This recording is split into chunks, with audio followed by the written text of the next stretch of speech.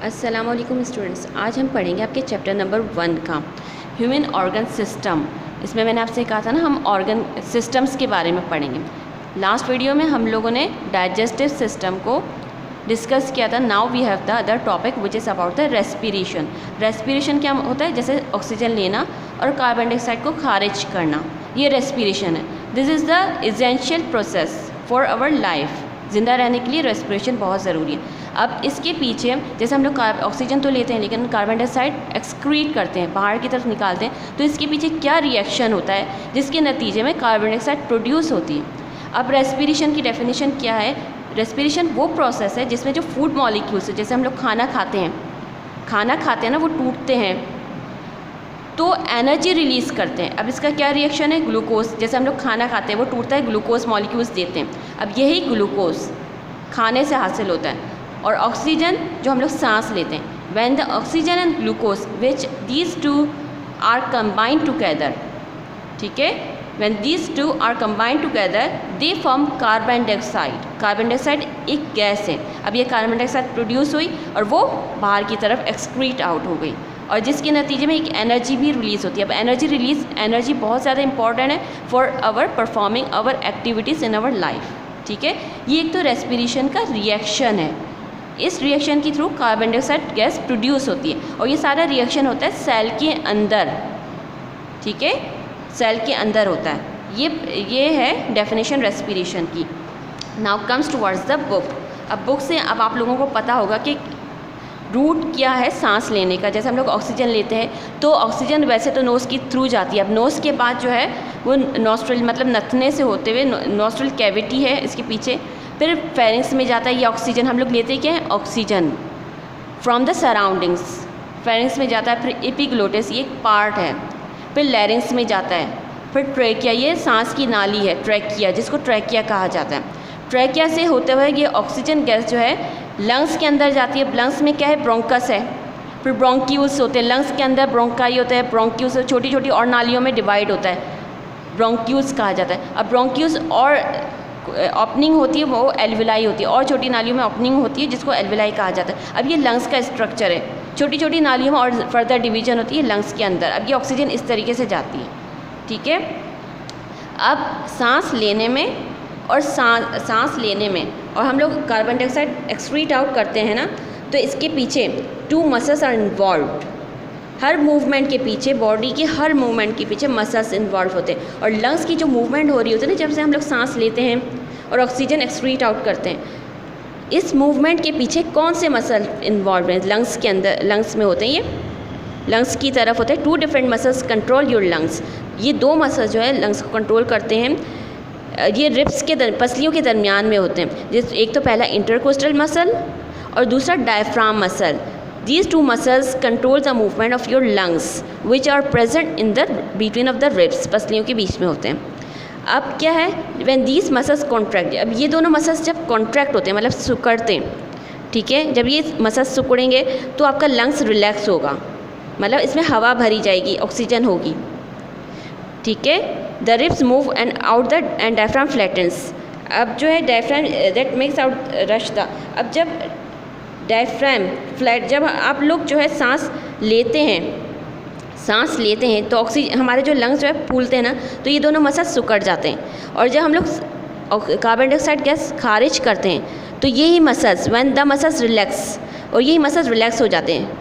एक चीज़ सिकुड़ रही है तो दूसरी चीज़ फैल रही है। अगर मसल्स सिकुड़ रहे हैं तो लंग्स फैल रहा है, लंग्स सिकुड़ रहा है तो ये मसल्स फैल रहे हैं, ठीक है। व्हेन द मसल्स रिलैक्स, अब ये दोनों मसल्स, डायफ्राम मसल्स और इंटरकोस्टल मसल्स जब रिलैक्स होंगे, मतलब फैलेंगे, तो चेस्ट गेट स्मॉलर, तो हमारा जो चेस्ट जो है स्मॉलर हो जाएगा, और एयर फ्लोज आउट अगेन, और एयर जो है बाहर की तरफ जाएगी, ठीक है। अगर एक चीज़ श्रिंक हो रही है, कॉन्ट्रैक्ट हो रही है, तो दूसरी चीज़ रिलैक्स हो रही है, ठीक है। लंग्स अगर कॉन्ट्रैक्ट हो रहे हैं तो ये दोनों मसल्स रिलैक्स हो रहे हैं, फैल रहे हैं, ठीक है। अब these where does gaseous exchange takes place in the lungs. अब लंग्स के अंदर ये गैशियस एक्सचेंज होता है। Now comes towards the inside. आप पेज नंबर 6 में आ जाइए। इसमें ये क्या लिखा हुआ है? Inside your lungs. अब लंग्स के अंदर क्या स्ट्रक्चर होते हैं? अ स्ट्रॉन्ग विंड पाइप, जो सांस की नाली है तो जिसको ट्रैकिया कहा जाता है, वो जो है सांस लेती है, हमारा ऑक्सीजन लेती है नोज से, माउथ से लेकर वो डिवाइड होती है। अब ये जो ट्रैकिया है वो डिवाइड होता है छोटी छोटी नालियों में, जिसको ब्रोंकाई कहा जाता है। अब ब्रोंकाई फर्दर डिवाइड होता है और छोटी छोटी नालियों में, जिसको ब्रोंक्यूल्स कहा जाता है। और ब्रोंक्यूल्स का जो एंडिंग ओपनिंग होती है ना, हर ब्रोंक्यूल जैसे छोटी छोटी नाली है, अब ये जो हर ब्रोंक्यूल जो है ना एक एयर सैक लाइक स्ट्रक्चर में ओपन हो गए और यहाँ पर गैस जमा होगी। अब जैसे सांस है यहाँ से लेते हुए ब्रोंक्यूल्स में पहुँचा, ब्रोंक्यूल्स के बाद एल्विलाई होगी, एंडिंग स्ट्रक्चर एल्विलाई, ठीक है। एल्विलाई एंडिंग स्ट्रक्चर, यहाँ पर गैस होती है, गैस जमा होती है, ऑक्सीजन यहाँ पर जाकर होगी। अब now comes towards the what are the diseases which are concerning with the lungs. Lungs से कौन कौन सी डिजीजेज इन्वॉल्व हैं? एक तो कैंसर है, दूसरा एम्फाइसीमिया, एस्थमा। कैंसर वो होता है जिसमें अनवांटेड सेल्स की ग्रोथ होती है, जो सेल्स की ज़रूरत नहीं होती वो भी ग्रोथ हो जाती है, जिसकी वजह से ब्लॉकेज जाती है ब्रोंकस में। ब्रोंकस कहाँ होता है? लंग्स के अंदर ब्लॉकेज हो जाएगी, सेल्स बेकार के सेल्स प्रोड्यूस होंगे तो ब्रोंकस की नालियों में ना ब्लॉकेज आ जाएगी, जिसकी वजह से सांस इजीली नहीं ले पाते। That is called in unwanted growth of cells, उसको कैंसर कहा जाता है। एम्फाइसीमिया प्रोड्यूस होगी लंग्स की जो डिजीज़ एम्फाइसीमिया, जिसमें क्या होता है जो एल्विलाई है, एंडिंग का लंग्स के एंडिंग ब्रोंक्यूल्स जो है खुलता है किसमें? एल्विलाई में। जो एल्विलाई की जो वॉल्स होती है ना, इसके जो वॉल्स होती हैं वो पतली, थिन और वीक हो जाती है, जिसकी वजह से ब्रेक डाउन हो जाता है large empty spaces in the lungs, जिसकी वजह से जो है ब्रीथिंग जो है बहुत ज़्यादा पेनफुल होती है।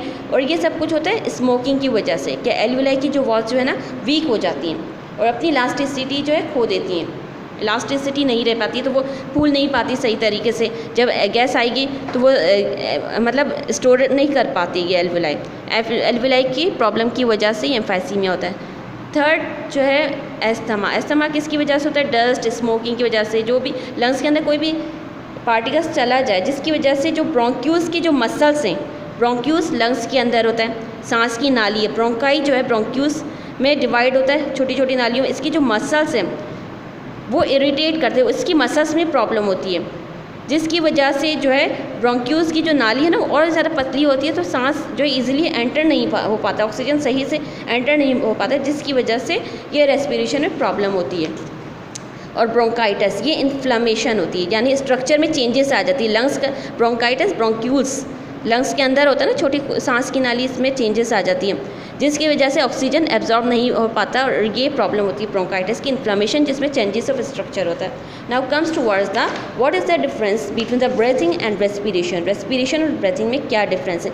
ब्रीथिंग वॉलंटरी प्रोसेस है, जो हम अपनी मर्ज़ी से सांस लेते हैं, जैसे हमें ऑक्सीजन सांस लेना है तो हम अपनी मर्ज़ी से ले सकते हैं, लेकिन रेस्पिरेशन हम अपनी, ये केमिकल प्रोसेस है जो सेल के अंदर होता है, वो हमारी मर्ज़ी से नहीं होता। So that we can see that this is the involuntary process, जो हमारी मर्ज़ी से नहीं होता। ये जो रिएक्शन होता है ना ग्लूकोज और फूड का, फिर कार्बन डाइऑक्साइड प्रोड्यूस होती है, एनर्जी प्रोड्यूस होती है, हमारी मर्ज़ी से नहीं होता, तो ये इनवॉलंटरी एक्शन है। ये केमिकल प्रोसेस है, ये फिजिकल प्रोसेस है ब्रीथिंग। अब एनर्जी इसमें रिलीज़ नहीं होती, इसमें रेस्पिरेशन में एनर्जी रिलीज़ होती है, ज़ाहिर सी बात है केमिकल जब रिएक्शन होता है तो at the ending product energy will be released, energy release होती है, ये सेल के बाहर होता है। रेस्पिरेशन, ये जो केमिकल रिएक्शन कहाँ और होता है, way it will be taken, कहाँ होता है, ये सेल के अंदर होता है। So we can say that these are the differences between the breathing and respiration. Respiration chemical reaction है, ठीक है। एंड जब आपके पास बुक होगी तो यू कैन ईजिली अंडरस्टैंड। और यही जो हैंड आउट है आप लोगों को जो है इसी तरीके सेम एज इट इज़ आपको कॉपी में उतारने हैं। डायग्राम यहाँ पर डाइजेस्टिव सिस्टम की दी गई है, आपको एज इट इज़ कॉपी में इंटरलीफ पेपर में डायग्राम्स बनानी है। Thank you.